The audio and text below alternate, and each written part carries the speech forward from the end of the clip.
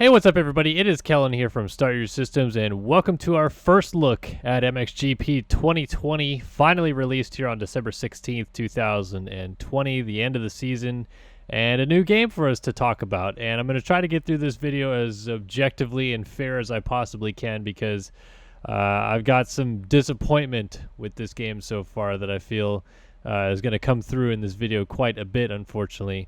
Don't want to start negatively, so let's go ahead and just kind of discuss a couple things about the game. You got a career quick modes, which is basically time attack, Grand Prix, and championship. You also have the playground, which is this really kind of cool I think it's supposed to be in Norway. It's like this mountainous thing. I'll have a separate video where I do compound gameplay though that you can check out at another time.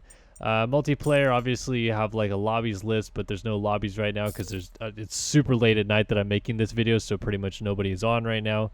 And then customization, you just have your career preset, and then what's kind of cool is that there's a lot of different options with this game in terms of bikes. So this is just the 250 category, but they have Fantic, Gas.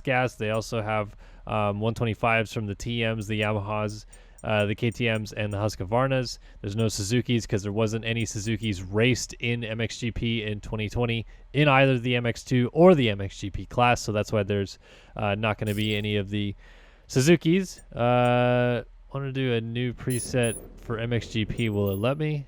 No, it just goes to 250. See if I can change and show off the 450 bikes though. Maybe not. Oh, no, that's down at the bottom here, model. There we go. So they have the regular 2020 Honda 450, but they also have the Works Edition Honda 450 available in the game. So kind of cool little additions there. Oh, there's the Suzuki. I apologize. They do have the RMZ 450. So it looks like they just don't have the RMZ 250. They got the YZ 125, YZ 252 stroke, YZ 450. Then the same thing for the KTMs. Only the 4 strokes for the Kawasaki, the full mix of Husqvarna bikes, then obviously the Honda 250 and 450 as well. Still just really cool to see Fantic though, the 2 strokes in the game here. Fantic rider won the last EMX 250 race of the season, I believe, at Petra Murata. So again, just unique to see it. Not super outlandish or anything crazy, but just kind of nice to see something different. Anyway, enough of all that. Let's go ahead and start diving into some of this stuff. So the first thing you're going to notice that's a big frustrating aspect for me is on the top left. Full disclosure here, I did have a beta of the game that I believe some of us were allowed to play early. Happened last year with MXGP 2019. They sent us all to Austria. We played the game. We couldn't show any footage of it, but we were allowed to play the game and discuss with the development team what we felt with the game. So I got a beta and played it, and then I've updated the game to what is the full game now, but this stupid thing, this green line of text appears in the top left of the screen still. I can't get rid of it. I literally uninstalled everything, reinstalled everything, rebought the game, all this stuff, still can't get rid of it. So at this point, this is Milestone's doing. I can't figure out how to get rid of this stupid green text in the top left corner. But it's just, yeah, super annoying. Let's dive into career mode though, and let's actually get into some discussions about the actual gameplay. So let's just go right into a race here at the Netherlands MX2 class. This is on realistic difficulty with advanced physics or realistic physics, I forget what it's called, manual gearbox, manual movements of the riders and such, and no rewind. So you can see actually over here it says physics advanced, quick race, realistic AI, rewind is off, and then talks about the circuit a little bit over here, and then loads us in, and we have a rain race to start. Of course we would. Oh my goodness. Okay, so I'm gonna start way out here. This is kind of a cool little thing that it does at the beginning here where it does like this slow motion, intense 1 minute board goes up. And you'll notice I have the red plates because it starts you out by mandating you to do this little, like, I guess, like preview race on Matterley Basin, which turns out to just basically be you jumping right into your career mode. I don't know. The whole thing is very, very strange so far. But gameplay wise, let's dive into the gameplay a little bit here. Kind of digging the gameplay. Interesting feel for sure. It's not maybe like the best gameplay that I've ever felt in these games or anything along those lines, but it does have some pretty fun aspects to it, some pretty fun things that I feel like I've learned through the game so far that are just translating well. Obviously, there's no ruts still. There's no working ruts. It doesn't seem like the rider going through certain areas matters at all. And this is a sand track, and it doesn't really feel like I'm riding on sand, so that's a bit of a bummer. But it does look very aesthetically pleasing with the puddles and such kind of mixed throughout the track right here. Obviously, the rain coming through. What else about this can I discuss? Yeah, I don't know. Gameplay-wise, I feel like it doesn't feel super different than MXGP 2019. Maybe a little bit heavier and slower, a little bit more harsh on the landings and such. Shifting through the gears seems to be a bit of a problem for me. One thing I will point out that you'll probably pick up as you maybe play this game yourself, or you continue to watch me as I probably do some career mode stuff on this game, is the field tends to get fairly spread out, and it does seem like it's actually kind of hard to deal with the AI in certain aspects of the racetrack. So kind of positive, I guess, because it's not just completely, one set standard list of, it's just basically a freight train of riders or anything like that. It seems like it's actually kind of spread out a little bit. Doesn't look like that right now, obviously, but it's still the beginning of the race. And Tom Vial out front just absolutely checking out front right now. Noticing that the rain doesn't seem like it's kind of puddling up in the right spots, in my opinion, though. It seems kind of weird how much it's puddling up on jump faces and over the crests of hills and stuff like that, but those puddles don't look like that's actually where they'd be in real life. I don't know, maybe that's just me.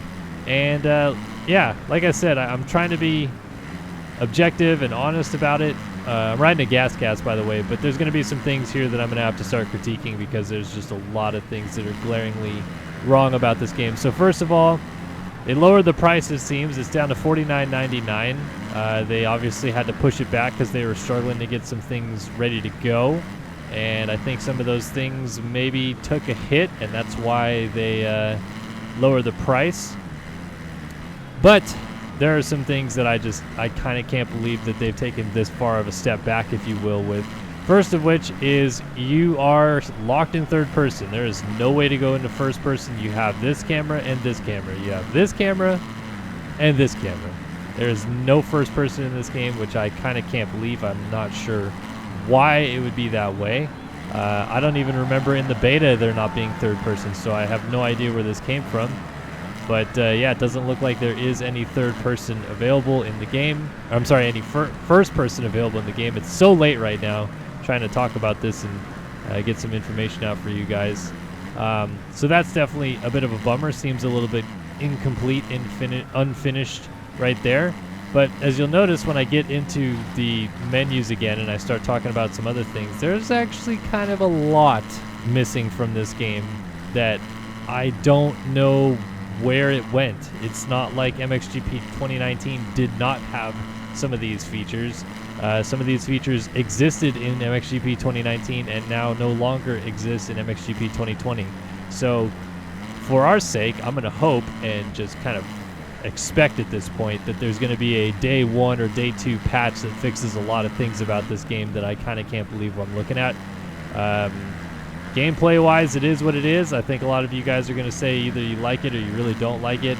These MXGP games unfortunately have a tendency to get a little bit stale because it is just the same tracks on repeat, and the same tracks are not always the most fun tracks, to be honest with you, and without the ability to have terrain deformation with the track changing and the ruts developing and stuff like that, quite honestly, it can get very stale very fast, and I can totally sense that with this game as well because it's not very competitive or like active or even to a degree kind of that fun from what I've experienced so far. So you almost need to rely on stuff like that to change the experience of the game and make things a little bit more interesting for you as a user.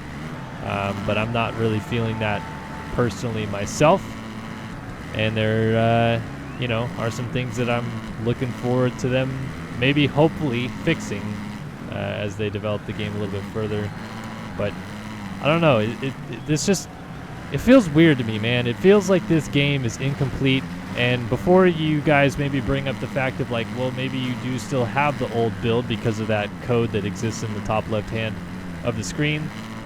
No, I also purchased this game on my PlayStation 4 and loaded it up and played it and went through all the features and tried to do as much as I can before I really sat down and made a review about this game, or made even a first look video about this game like I'm doing right now, because I wanted to make sure that I was dead set and covering all the bases that I needed to know about this game before I just completely ripped it a new one or anything along those lines. So yeah, honestly, I'm kind of disappointed. This is not, I don't know. I'm blown away. Like it's like I said, it's so weird. I feel like I'm playing a game I'm not supposed to, almost. It's been released. I'm seeing other people that are playing it. I'm seeing videos being released about it. But this is it. Like, this doesn't feel like the complete game to me. And it just feels like we shouldn't be playing it. They should still be developing it. There should be more to it or something along those lines, but there isn't. And it just is so strange and confusing, and I don't know, a lot of different things to think about for me right now. But anyway, trying to finish off this double race at Valkenswaard just so you guys could at least see the gameplay and not go through a whole video of me just kind of talking about stuff that doesn't really pertain to the gameplay, which is what I think you guys were hoping to see. So one race done here in Valkenswaard, and am I gonna have to do another race? I guess I probably should, huh? Race 2 of 15 in the career. So that's another thing I saw people talking about, is that the original MXGP calendar had 20 rounds on it, and they ended up going to, I think, 11 different tracks in total. I'm doing that right. Maybe less. Actually, now I'm thinking about it, I think the number was 8. Anyway, I'm going to go back to main menu because we don't need to keep watching that. So yeah, for some reason there's only 15 tracks. I don't know what is missing. In fact, let me go through real quick. I mean, let's see. We got Matterley Basin. We've got Valkenswaard. We've got Kigums. We've got Turkey, Petra Murata, Nukin, Orleanoc, Agueda, Imola, Lockett, Teutschenthal, Shanghai, Semarang, Palembang, and Udavala. And for the life of me, I can't remember the initial schedule, but I believe what we're missing are things like into Xanadu in Spain. Just really drawing a blank. And obviously, I think a lot of you out there maybe were hoping that we would see stuff like Faenza or Mantua or other tracks that they did triple headers at that are not in this game. But I think the reality of the situation is that these guys like to 3D scan all these tracks, and they could not go to these tracks to 3D scan them with the COVID pandemic. So it looks to me like we got just last year's tracks maybe cleaned up a little bit by the looks of it. I'm not seeing anything that's different than the 2019 tracks, which to me is kind of like a, guys, not good at all. But at least, like I said, they did update some things. They have the riders on the right bikes. They have, Geyser and Mitch Evans on their 21 Works Edition Hondas. They have, I think, everybody correct in the game. They got Prado on a 450. There's Evans and his factory edition Honda. Let's see. Covington in here. Blandron on a 450, so that's correct. Jacoby on a 450. Sterry on a 450. So this all seems right. And then in the 250 class, we have, Vial, Geertz, all the guys that battle for the championship this year. And then, guys that have kind of more or less showed up on the scene this year also mixed in as well. Rene Hoffer on the Red Bull KTM also in this game as well. So, like I said, the selection is really good for the amount of riders and stuff that they have, and the bike selections seem to be pretty good too. But it kind of stops there. The track selections are limited, and you may have noticed by looking at this main menu, we're missing a very key component to this game that they were pushing a lot on us leading into the build-up of this game. Yeah, there's no track editor. It's not here. It's not in customization. It's not in playground. It's not in quick mode, and it's definitely not in career. I don't know where the track editor went, and they were talking very highly. In fact, they even just put a PR out 12 days ago talking about the ability to build these tracks that they want you to build on elevation, on different terrain than flat ground. And now it just seems like they couldn't get that buttoned up in time or what have you, and have completely scrapped it, which is fine in my opinion if they're going to lower the cost of the game, which they did, but they need to be a lot more transparent about it. There's been almost no discussion about anything related to this game coming into it. In fact, they kind of went radio silent for the last like week about anything about the game. There was almost no pre-orders available up until this evening. It's kind of crazy that Steam even had the game drop tonight. Like, again, to me, it feels like we're not playing the full version of the game, and there's actually some, unfinished, unrushed patch or something like that I don't know that's got to be coming. But the fact that Track Editor isn't here is just, I don't know, mind-boggling to me. And then customization-wise, we'll go back into career so I can show off some customization. Oh, I have to do Valkensward. We'll go back to customization after I finish this race at Valkensward. Things missing, like the ability to adjust the size of your number on your jersey and on your bike and move it around so it fits on the plate better, and I don't know, just a lot of things. Like, you're just locked into so many things that you weren't before with MXGP 2019, and I don't know why they went the way that they did. Like, this isn't a completely new game built from scratch. This is a fix, or whatever you want to call it, of the game that they had already built. So where did all these features go? I'm just kind of lost on that right now. And it is nice to see a new game, and I'm always trying to be pretty positive about this. In fact, a lot of you guys that are consistent viewers of this channel will know that I'm probably overly positive about some of the things that Milestone does with their games, but I'm just having a tough time getting on board with this one right now, because I'm just kind of like still just in shock that this is considered a complete version of the game. And it bothers me a bit that this is what we have. I kind of can't believe. Yeah, I don't know. I'm in shock. So let's kind of move on from talking about some of those things, and again talk about the gameplay and some things that I'm feeling here. So first of all, ground physics wise, I don't know what's up with it, but it definitely feels like I'm not going fast enough, and it's not just a problem with the sand in this game.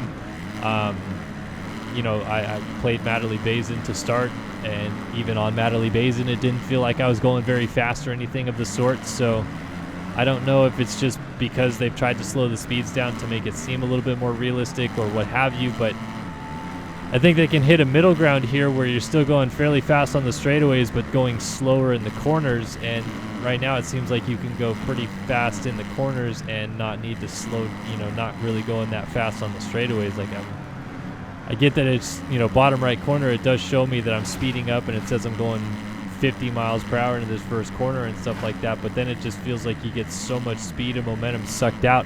And it's not because the track is rough or bumpy or any of those things. It literally just seems like you start going slower out of nowhere. So it's kind of strange, kind of weird. The no terrain deformation that, creates ruts and stuff like that.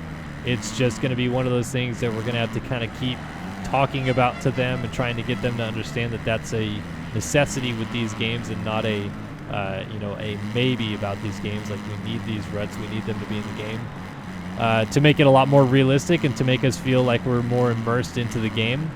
A lot of people are going to talk about air physics and stuff, and I mean, realistically speaking, you don't get much air in this game in the first place, but for the air that you do get, it really doesn't make a difference, it seems like, to do a scrub or anything like that. Like, yeah, you stay a little bit lower, but then you land really sideways and it kills all your momentum.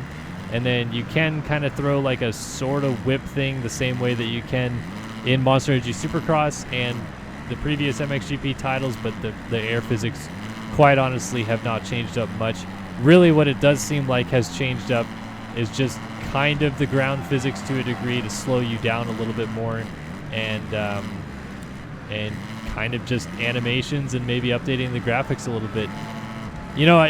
I talked about this in my Supercross 4 videos, and that like we can't expect too much out of them because of the COVID-19 pandemic this year, kind of making things a little bit more difficult in Italy and trying to develop a game around all these restrictions and stuff probably wasn't the easiest thing to do, but this is just too far off in my opinion. I think that there's too many glaring misses and problems and other things about this game that need to be ironed out. And when I played the beta, talking about thinking back to then, feeling this gameplay, I was like, okay, there's still some time. They're still going to probably fix a couple things, but at the time we had no access to really any of the features available, and I was looking forward to a lot of things about the features, and more customization, more factory teams that you can ride for, and what else? Just more customization, the track editor, online lobbies, race director, things like that. I haven't even looked to see in online if race director is carried over to this game like it was supposed to, but I don't know, man. This is just kind of weird to me. Doesn't feel like a complete game at all, but I'll keep playing it. I'll keep seeing if I feel different about it, or if there's some things that I'm missing here or something like that. I'll tell you what, being on a stock bike definitely sucks. But I wanted to stay on a stock bike so that I could show you guys customization-wise what we're lacking. As Boston pushes me out of the way there. The AI definitely seemed tough, so I guess that's a positive. Even on realistic difficulty, I am struggling to keep pace. Whereas on Matterly, I wiped the floor with them. That could be a track thing. Maybe they're just better at Valkenswaard. I'm not necessarily riding this track very well. It does seem like you have to use quite a bit of body English with this game to go fast. So in one aspect, I think that's probably a positive, because you definitely have to use a lot more of the controller to go fast. Although it doesn't look like it, your rider seems like he sits very stoic. Even when leaning back, it's not a very pleasant look. Other things along those lines.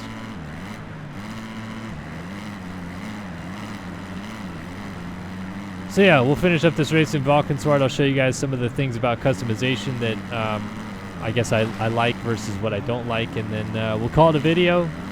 Very somber first look today. I don't know what else I can say about this game right now, because I don't really have many opinions formed other than just kind of like sheer shock that this is what I'm looking at right now.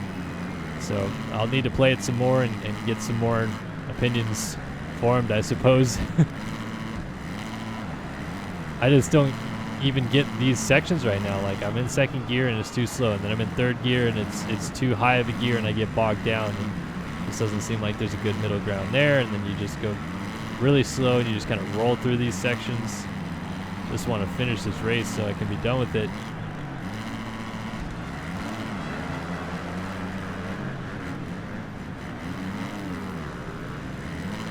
Alright, so following Bailey Malkovich and trying to hold off Tom Vial, who won the first moto, and then I beat him in the second moto, even riding as terribly as I did. Interestingly enough. Alright, so it looks like I got 8th. Not the best. Shows off the bike. Yada, yada, yada. Get some experience. Level up a bit. Just want to skip all this stuff. Alright, so let's talk about customization here, because we're in this menu. So you have the contract ability. You can join factory teams, but you have to get prestige levels to certain areas. So really, it seems like basically every team is available. And just like in the last games, you can change your helmet, your goggles, and your boots, but you cannot, change the gear. So that annoys some people, because if you ride for Red Bull KTM, you want a Red Bull helmet, but you don't get the chance to, because you have to run one of the stock helmets in the game. But seems like pretty much most of the teams are available. And then, sponsor-wise, they have a pretty good list of sponsors that you can choose from for your title sponsor. Again, you need to be a certain prestige to choose some. So right now I have, Garda selected as my title sponsor in the game.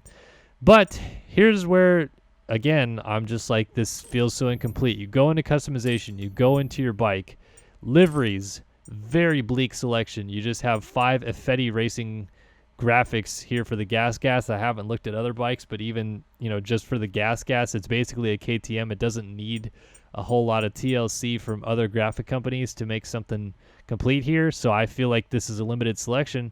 But probably the most annoying thing or most glaring thing you'll see is we can't change that Garda logo there, which is your title sponsor. It's stuck on the shroud right there. There's nothing I can do to change it, whether I'm in livery, whether I'm in components. There's really nothing I can do to change that logo. Now, if I go to model, then, you know, I can change the model, buy a different model, and then that logo appears in a different spot on the model, but it doesn't seem like it's in really much of a good different spot, except maybe on that Yamaha. It's not terrible there on the TM. On the Gasgats, it's awful.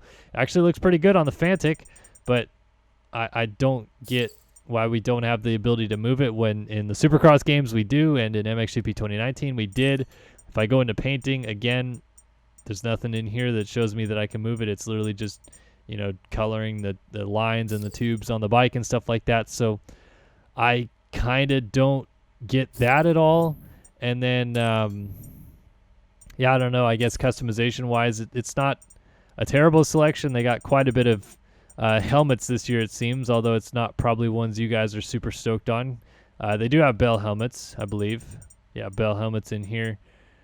So for those seeking the Bell helmets, don't worry, they got them. They got a rye. They have 60 and FXR 60 helmets. These are all kind of Euro brands, so I think you guys are probably familiar with those. You've seen them in the game before. They have Liat, Scorpion, Shift, Shoei, Shot, Arai, Fox, Swami, Thor, TLD, Unit, and then the goggles. We got, let's just go back up to the top here. So we have Fox, IXS, Liat, Oakley, Pro Grip, 100%, R&R, Scott, Shot, UFO for the goggles. Then, yeah, limited selection again for the neck braces, just the one Alpine Stars, which doesn't look like we can customize the color, and then 3 Liat braces. And then gear-wise, we got 250, a Cherubies, Alpine Stars, Circuit, Fly, Fox, but a pretty limited selection of Fox. Normally they have a lot more Fox gear, but this one only has 7 sets. IXS, Legacy, O'Neill Pro Grip, Scott, 7, Shift, Shot, Sway, Thor, TLD, UFO. Again, just kind of stuff we see fairly commonly in these games. Boots-wise, we got a Cherubies, A-Stars, FM, Liat, Moose, Shot, TCX, Thor, and back to the helmets again. So I don't know, make of it what you will, I guess. It's a game. Oh man. Yeah, I don't know. Make your opinions on your own, I suppose. My opinion is that this doesn't feel like a complete game. I think there's a lot of things lacking, and yeah, just kind of in shock. So first look, MXGP 2020, a lot of stuff to digest here. Hopefully you guys enjoyed hearing my thoughts about this one, very late or early, wherever you are, discussions. And as always, appreciate you guys watching here on Start Your Systems, and I guess we'll see you guys in the next one. So long for now.